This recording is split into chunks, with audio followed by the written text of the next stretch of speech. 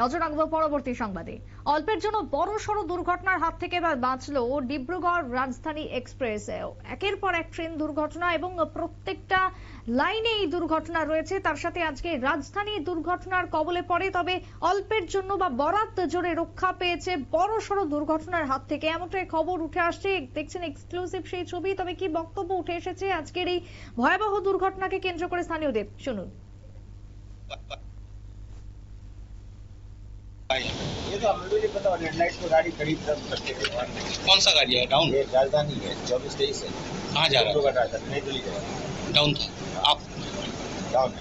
Down है तो यहाँ पर कितना बजे या एनजीबी पहुँचने वाला था? ये एनजीबी तो ऐसे हम एक लेट चल रहे थे, एक बीच पे एक मिनट का राइट है। अभी तक पता चला है किस लिए बीच में रुका गया है? नहीं पता लगा, गेट बंद है। गेट बंद था। तो कितने टाइम से रुका आप यहाँ पर? मोटा मोटा 25-30 में हो गया। कौन सा जगह में खड़े हैं ये तो वेस्ट बंगाल है। यहाँ तो कोई आपका धूपगुड़ी में तो कोई स्टॉपेज नहीं है? आपका नाम? अनुज कुमार। गेट कौन बंद कर रहा है? बंद करने के दौरान जब गेट बंद कर रहा है तो उसकी गाड़ी जो है वो ठोक के गाड़ी उलट के खड़ी हो गई। लाइन पे? लाइन पे ही? हाँ, लाइन दो लाइन के बीच में। अच्छा, अप लाइन डाउन लाइन के बीच में। ये क्या बॉटली इलाके में? देखिए तो मुझे लगा नहीं पता कौन सा लाइन बताइए। कितने देर तक डिटेन था राजधानी एक्सप्रेस? गाड़ी 20 मिनट डिटेन हुई। उस दौरान मैंने गाड़ी को साइड किया गया, साइड करके हटाया गया, टाइट किया गया, फिर सही किया, सब सही किया। उसके बाद लाइन का कुछ नुकसान हुआ? लाइन का नहीं बोला गेट का नुकसान है तो गेट बात तो कब तक चालू होगा लाइन फिर से? लाइन चालू तो ये क्या डाउन था? चालू है। डाउन राजधानी था? कहाँ से कहाँ जा रहा था? कहाँ से कहाँ जा रहा था? आपका नाम? আপনারা শুনলেন সংশ্লিষ্টদের বক্তব্য। তবে চালকের তৎপরতায় বড়সড় দুর্ঘটনা এড়ানো গেছে, এমনটাই খবর উঠে আসছে। টেলিফোন লাইনে রয়েছেন প্রতিনিধি শেখ মনিরুল। এক্ষেত্রে বড়সড় দুর্ঘটনা ঘটার হাত থেকে বাঁচলো রাজধানী, কি জানতে পারছো? কিভাবে হলো এই দুর্ঘটনা, কি হয়েছিল আজকে সকাল থেকে? দেখো, ডিব্রুগড় থেকে রাজধানী দুরন্ত গতিতে আসছিল।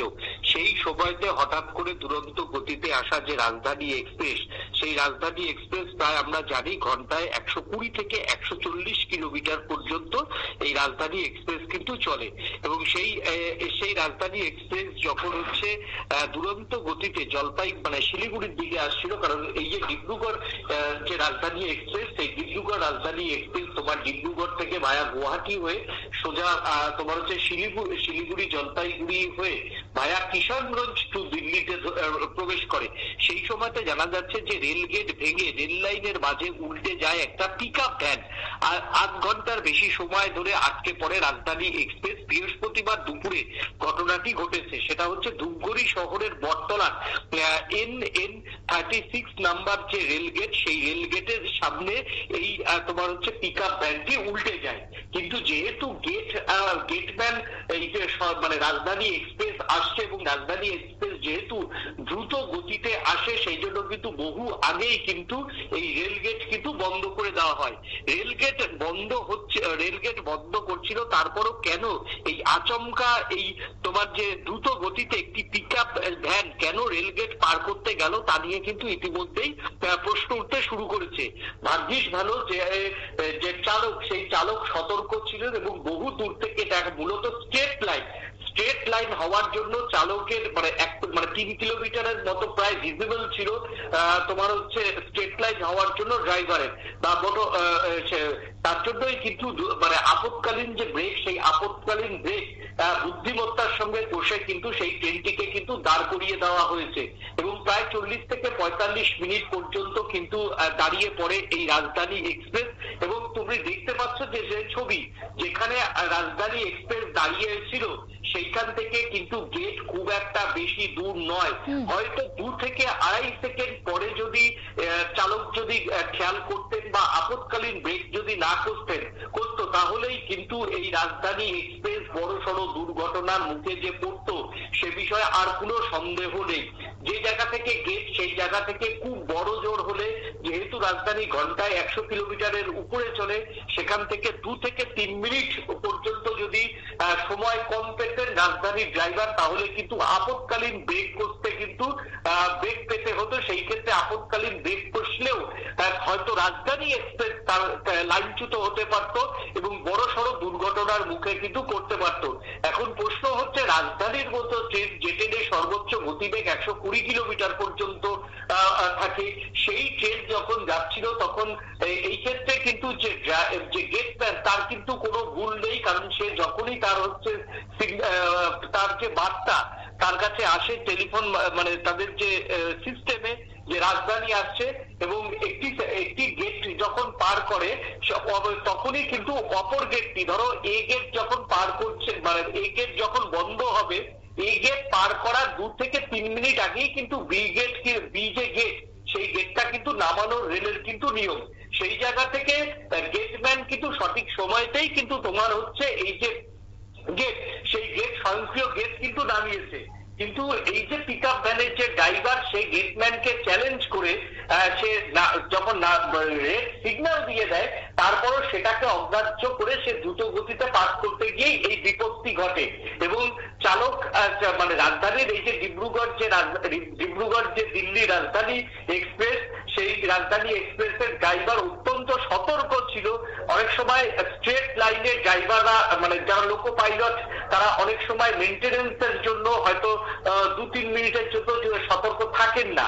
আর যদি সতর্ক না থাকতো তাহলে আজকেই কিন্তু বড়সড় দুর্ঘটনার মুখে পড়তো।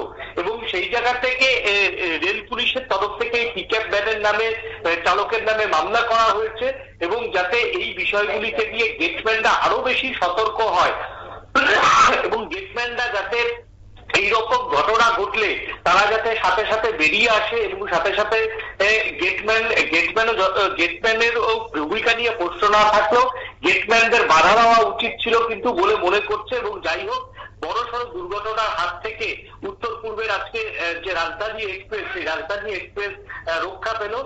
এবং সেই সঙ্গে আগামী দিনে যদি এইরকম চলতে থাকে তাহলে ভারতের যে দ্রুত গতির ট্রেন, যেমন ধরো রাজধানী এক্সপ্রেস, তেজস এক্সপ্রেস, দুরন্ত এক্সপ্রেস, এগুলো সবটাই কিন্তু গতিবেগ 100-র উপর ছাড়ায় এবং কখনো কখনো সেগুলো 120 থেকে 140 কিলোমিটার পর্যন্ত গতিবেগ কিন্তু এই ট্রেনগুলির মেনটেন হয়। সেই জায়গাতে যদি গেটের অবস্থা যদি এই থাকে, তাহলে কিন্তু আগামী দিনে যে দ্রুত গতি রেল চালানোর কথা ভারত ভাবছে, যে সেমি বুলেট ট্রেন চালানোর কথা ভারত ভাবছে, সেক্ষেত্রে 180 কিলোমিটার পর্যন্ত ভারতের যে সেমি বুলেট ট্রেন চলবে আগামী দিনে অন্তত ভারতবর্ষের 4টি মেট্রোপলিটন সিটির মধ্যে।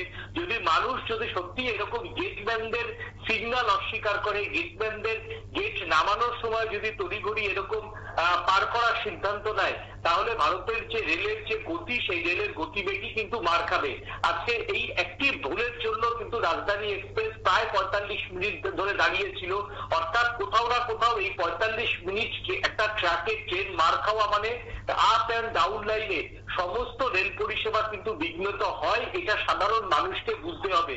তাই সাধারণ মানুষকে একদিকে যেমন ট্রেনের দুর্ঘটনা কমানোর জন্য উদ্যোগ দিতে হবে, শুধুমাত্র রেল কর্মীরাই দুর্ঘটনা কমানোর জন্য উদ্যোগ দেবে সেটা কিন্তু একেবারেই সঠিক কথা নয়। সাধারণ মানুষকেও কিন্তু এগিয়ে আসতে হবে। আজকে সাধারণ মানুষের ভুলেই কিন্তু বড়সড় দুর্ঘটনার মুখে পড়তে চলেছিল এই ডিব্রুগড় যে রাজধানী তোমার হচ্ছে রাজধানী এক্সপ্রেস, এবং চালকের সম্পূর্ণ বুদ্ধিমত্তার কারণে এবং চালকের সম্পূর্ণ একাগ্রতায় কিন্তু আজকের বড়সড় দুর্ঘটনার হাত থেকে বাঁচলো। কারণ এই সমস্ত ট্রেন যদি 120 কিলোমিটার 140 কিলোমিটার গতিতে লাইনচ্যুত হয়, তাহলে কিন্তু 3 থেকে 4-5টা বগি কিন্তু একেবারেই সেই ক্ষেত্রে উল্টে যাওয়ার সম্ভাবনা প্রবল থাকে।